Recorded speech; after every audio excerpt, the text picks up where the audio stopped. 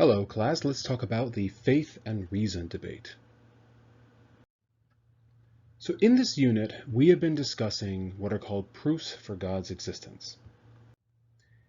And figures such as Thomas Aquinas, William Paley, and René Descartes have been using reason or rational proof to support faith claims, in this case, the existence of God. So put simply, Aquinas, Paley, and Descartes argue that faith and reason are compatible, that somehow reason plays a role in sustaining or even strengthening one's faith in God. But here's the thing, is this claim valid? Are faith and reason truly compatible? Or do faith and reason contradict one another?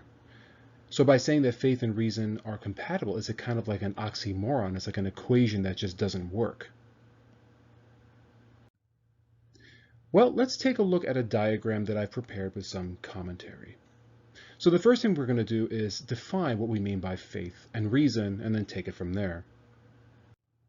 All right, so what do we mean by the term faith? Well, to begin with, the term faith is open to interpretation, and theologians do debate about its meaning, but a general definition would be that faith refers to a strong belief in God's existence and plan. So when we say that someone has faith, we're not talking about someone who's kind of wishy-washy on belief in God. Someone who has faith is one who has a strong belief in God, and not only in God, but in this idea that God has some kind of like a larger plan for the world. And generally speaking, faith is believed to not require proof. So someone of faith believes in God, but doesn't necessarily need some kind of proof to support that faith. And with this in mind, what is reason? Well, again, a general definition of reason refers to the development of ideas using valid evidence. So, of course, reason is the queen faculty of philosophy. This idea that human beings have this ability to develop ideas and to deduce kind of strong evidence to support, those ideas. And the motto of philosophy, as you might remember, is that belief does require proof. So if you believe in something, you have to back it up with some kind of logical or empirical evidence. So with this in mind, our faith, or this strong belief in God's existence and plan, is it compatible with reason, or this development of ideas using valid evidence? And again, is this a contradiction? Faith supposedly does not require proof, so what does it have to do with reason, which does? So again, are faith and reason compatible? Well, there are three different schools of thought that provide varying commentary on this issue. We have what we might call the Thomasian School, the Pragmatic School, and the Fideist School. So let's start with the Thomasian. So this is referred to as Thomasian because we're just using it to reflect the teachings of the philosopher St. Thomas Aquinas. So according to Thomas Aquinas, are faith and reason compatible? Yes. That is, faith is compatible with theoretical reason. That is, according to St. Thomas Aquinas, reason is a God-given gift to humanity to be used to clarify faith. So in other words, God has given us the ability to reason, so we have to use it for a particular purpose. So why not use it to clarify our beliefs? And St. Thomas is famous for writing, faith is understanding. So the more you understand your faith and your beliefs, the stronger your faith will be. Now, Thomas Aquinas does argue that faith is superior to reason. So for him, you have to kind of start with faith and then from there launch into reason.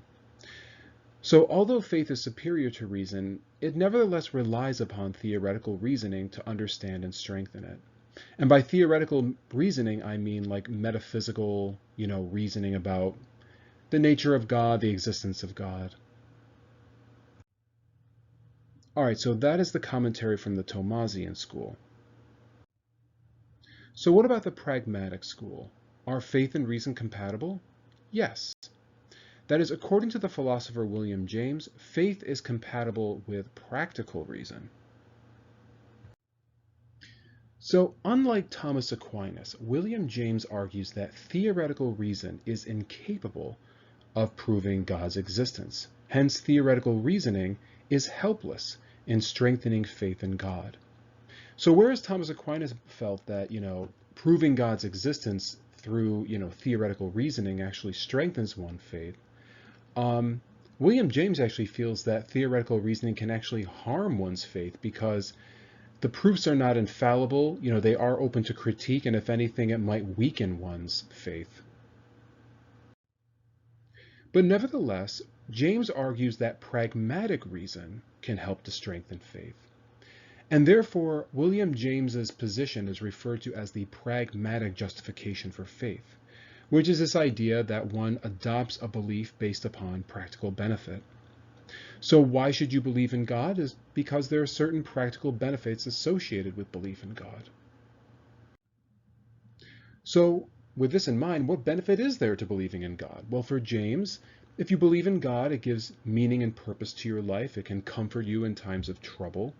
It can provide people with like a moral code of conduct, give them guidance in the world.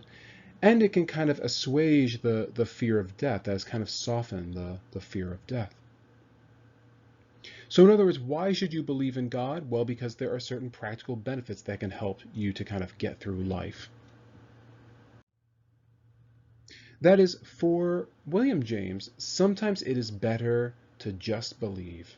And he gives this example in the Varieties of Religious Experience where he says, imagine that you are a mountain climber and you are on this glacier and there's this huge crag that you have to scale and it's like 20 feet wide.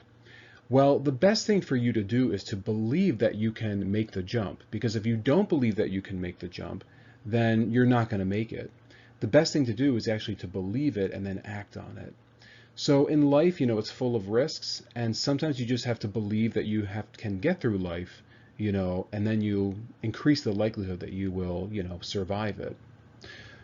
So therefore, to get through the difficulties of life, sometimes it's better just to believe in God to kind of help you get over the kind of hurdles of human existence.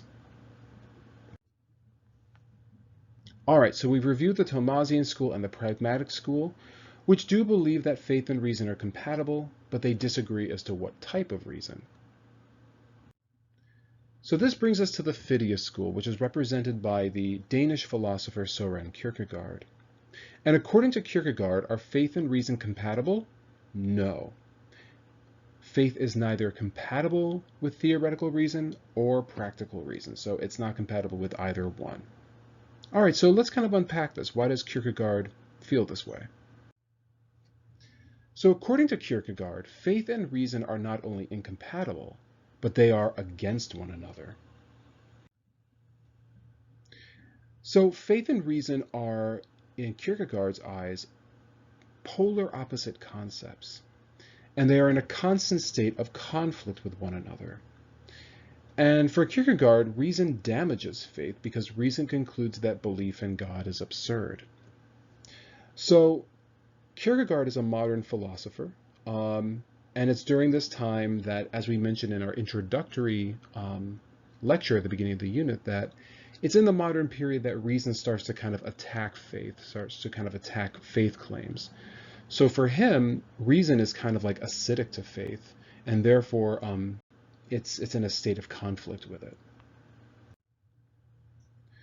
So the purpose of the Christian life for Kierkegaard is to overcome reliance upon reason and to take a leap of faith, because faith is actually higher than reason.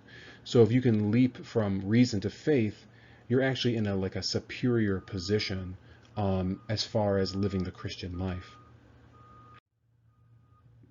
This is because faith for Kierkegaard represents passion for God. So true faith is one where a Christian does not need reasons to believe. They just believe because they love God. That is, they believe for the sake of believing. So for example, let's think about true love. Does someone truly love you if they need reasons to love you? Or is true love beyond reason when someone just loves you for who you are? I think most people would probably argue that it's the second. That is, if someone feels that they need to have a laundry list of reasons to love you, then that's not true love. someone who really loves you is someone who just loves you for who you are, just loves you for love's sake. So with this in mind, Kierkegaard argues that faith that requires reason is a weak form of faith, just as love that requires reason is a weak form of love. So true faith does not need reasons. It is all about following your heart and following your passions. So in conclusion, in this presentation, we discussed the issue, are faith and reason compatible? For Thomas Aquinas, yes, they are compatible. Theoretical reason clarifies and it can even strengthen one's faith. William James also agrees that yes, reason and faith are compatible, but not theoretical reason, but rather pragmatic reason, which outlines the benefits of faith. And for Kierkegaard, he says no, faith and reason are incompatible because reason damages faith, and Christian belief should rely on faith alone.